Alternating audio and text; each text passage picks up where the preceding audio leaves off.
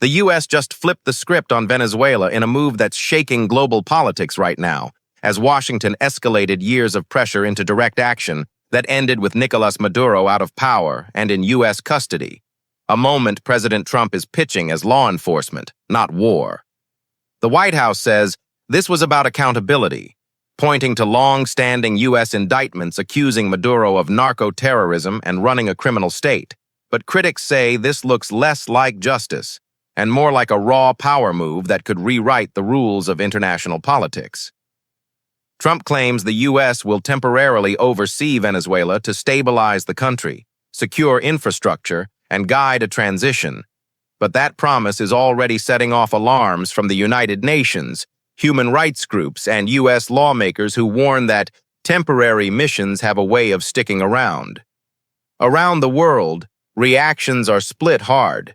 Some Latin American leaders quietly welcome the end of Maduro's rule, while others see this as a dangerous precedent that could justify future interventions anywhere a superpower claims moral authority. Russia and China are blasting the move as illegal aggression, warning it undermines sovereignty and global order, while oil markets are on edge because Venezuela's massive reserves suddenly look like a new chess piece in a much bigger game. Inside Venezuela, the situation is chaotic, with rival claims of legitimacy, mixed reactions from civilians exhausted by years of economic collapse, and fears that instability could spiral if power struggles turn violent. Back in the U.S., the political fallout is just as intense, with supporters hailing Trump for doing what previous administrations wouldn't, and critics questioning whether Congress was sidelined and whether this opens the door to another long, expensive foreign entanglement. Legal experts are debating whether capturing a sitting foreign leader without international authorization crosses a line that Washington itself has warned others not to cross, while supporters argue that Maduro forfeited legitimacy long ago through repression and corruption. What makes this moment especially volatile is that there's no clear endgame yet.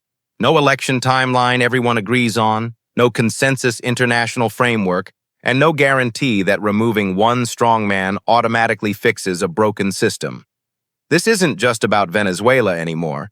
It's about how power is used in a world where rules are already under stress, and whether force is becoming the default shortcut when diplomacy stalls.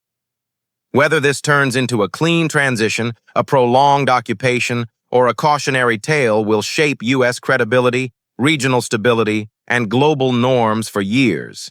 And right now, the only certainty is that the fallout from this move is far from over.